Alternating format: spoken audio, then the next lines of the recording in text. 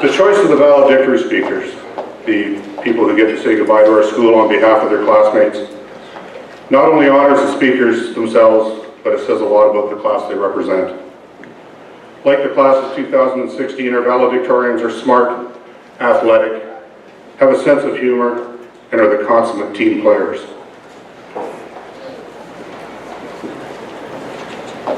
Now, some of you may be expecting to make a couple of comments about the height of these two vertically challenged individuals. But rest assured, I would never stoop that low. Or would I? Although reaching for the stars may be especially difficult for them, don't sell them short. You may think that these two would get overlooked, but believe me, they have a step up on their competition. What I do know is they're both really down-to-earth people, and they appreciate the little things in life. I will always regret that I never got to teach either one of these individuals mathematics. I would have called that making the little things count. But you really got to hand it to these two, because they can't reach it themselves. And you'll never have to worry about them finding a job. They will always be on the short list. All right, back to the real part of it. Oh, one more. Never short on character or energy, both of our valedictorians approach school, hockey, and their daily lives in their own unique way. One more conservative and reserved, the other more outgoing and matter-of-fact. One probably never thought about or cared much about even being a valedictorian. For the other one, it's been a primary goal. Despite the differences, it is their excellence in the classroom and their passion for the school and things outside of the classroom that has led them both here today. Most high school grads find a good university or college with a program they're interested in, or they head off into the work world at a job they hopefully like and hence begin a new phase in their life. But our students are a little different. You see, we're all hockey players here, and I think everybody knows hockey players are a little different. For our boys, most college and university programs don't want to see them until they had a year or two of junior experience, and for our girls that can go to university and play right away, finding that right combination of academics and athletics at that level can be a daunting task. For one of our valedictorians, university has been put on hold for at least a year while he pursues the hockey dream at the junior level to gain that experience that schools are looking for. But rest assured, he has made it clear that post-grad courses and university are definitely in his future plans. For the other, she could have had the choice of many universities based on academics alone, but the issue became finding a school where she could match her academic talents with her skills as a hockey player.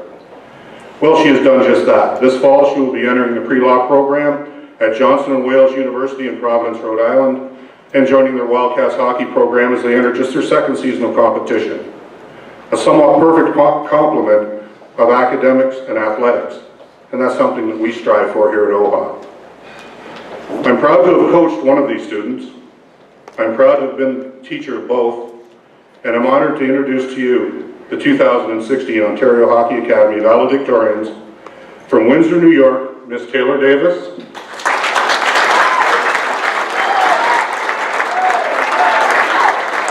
and from Deer Lake, Newfoundland, Mr. Thomas Chuck.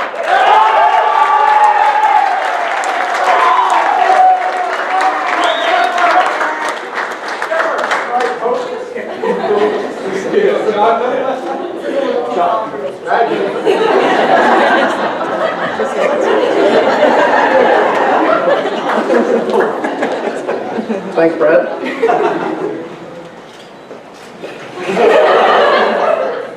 Good afternoon, fellow graduates, parents, teachers, coaches, and staff. How simply do we measure the time that we've spent in high school? In the beginning, we measured it in periods, counting down the days until eventual freedom, otherwise known as the weekend. As the days and weeks and months passed, we measured it in semesters. And later in the years, as we moved from being those clueless young men and women we were at first, trying to figure out which bus we were on, to becoming people who thought we had it all figured out. As we approached our senior and final year, we felt that we were prepared to rule the school and to show everyone who's boss. And here we are. Our time being the top dogs and ruling the school is over, but our time is just beginning. We have so much to look forward to, each and every one of us. Here at OHA, we do things a little different from other schools. We're a hockey school. Well, there's nothing that I would change from those hard practices, road trips, bag skates, early curfews, kitchen duties, excruciating workouts, and late night studying because we didn't want to miss a second spending time with the teammates who became our family, and I know I savored every second of it. We tried to think of what we could say that we could possibly say that would inspire you to strive for the stars and be the best people you can be and succeed in the next steps of your lives. But we learned rather quickly that it was nearly impossible to write a life-defining speech to inspire your entire graduating class. So instead, we chose a list of tips that are inspired by the good, the bad, and the incredible times, and well, everything we learned here at OHA. Number 1, the harder you work, the more you'll achieve in life. That doesn't just apply to hockey, but everything you choose to pursue after OHA. Whether it's junior hockey, college, or you're jumping right into the workforce. Always be sure to put your heart and soul into whatever you do, even if sometimes it's really hard. 2, sweatpants are essential for Monday and every other day of the week. Number 3, games of chell are very important, and as you get older, the more important they become. However, losing one isn't the end of the world. There's always time to bounce back, right, Ford? 4, make memories, spend time with the people you love, and make new ones, of course.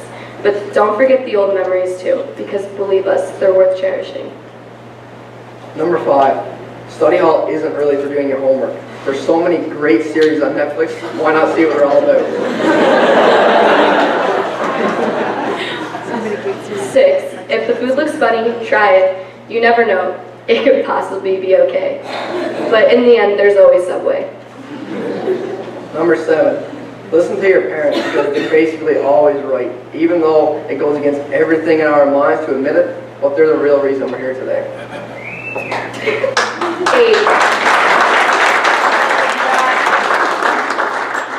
8, you can Google just about anything. Homework questions, how much cardio will kill you, or even pictures of adorable baby animals. But you can't Google what's in your heart. There's nothing any stronger than one's passion for something they love.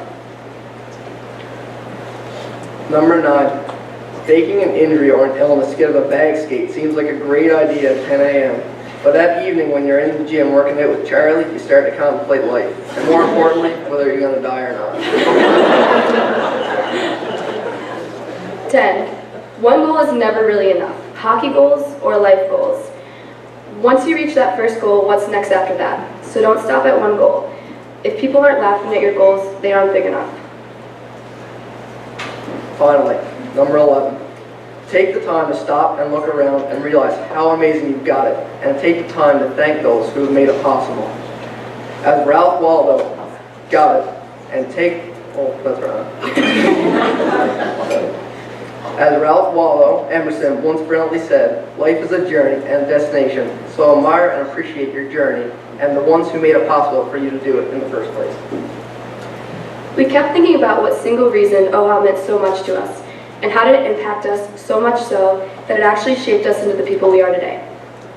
And the answer wasn't simple or a single reason at all. It was that this place turned into our second home and our second family. And it was no single person, it was a community of people so different and diverse that made this place so special to each and every one of us.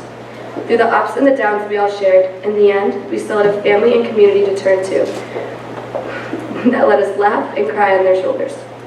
There's no way to possibly forget all the amazing things that happened here. All the memories, all the Tibbs trips, movie nights, road trips, and of course asking to go to Menchie's every chance we got. We started this year and past years at OHA as just teammates or classmates, but quickly turned into friends, and finally an inseparable family. Something we can never truly repay this place for. And that's what made it so special. So thank you to our parents for allowing us to be here and giving us the opportunity to follow our dreams. Kim and Jill's for allowing us to be here, even if we did cause a little bit of trouble here and there. Our teachers for answering every question we had, and we always had a lot, believe me. Allie, our coaches, for making us the best we could be at the school we all have a dying passion for. Nothing will ever be quite like the family we have here at OHA. And that was always the best part. So congratulations, class of 2016. We finally did it. And remember, whenever you're stuck, we strongly believe that one of these tips will help you. And if they don't, we can guarantee and promise you that no matter where you are or what you're doing in the world, your second family will be right there by your side. So good luck and congratulations.